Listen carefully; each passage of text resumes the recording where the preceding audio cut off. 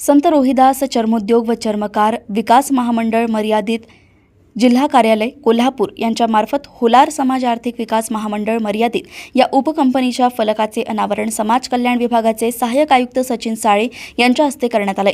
या उपक्रमामुळे होलार समाजाच्या आर्थिक विकासाला नवे बळ मिळणार असल्याची भावना उपस्थित मान्यवरांनी व्यक्त केली।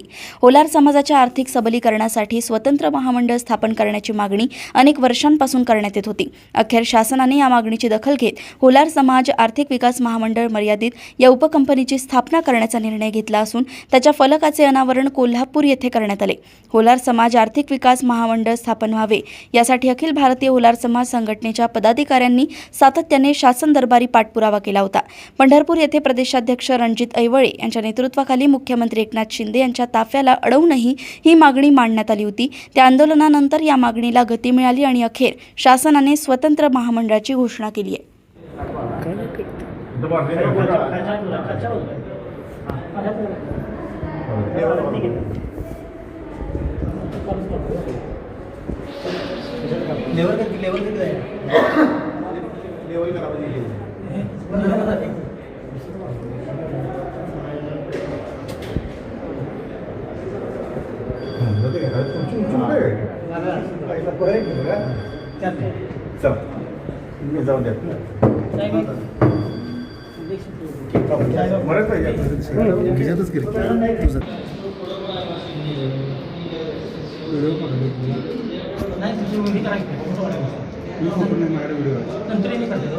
फोटो काढायला बोर्ड यायला पाहिजे साहेब, बोर्ड आला पाहिजे, बोर्ड म्हणून यायला कारण ह्याला जाणार आहे, एक बातमी जाणार आहे, पूर्ण मोठी बोर्ड पाहिजे, बोर्ड महत्वाचा आहे, बोर्ड यायला पाहिजे।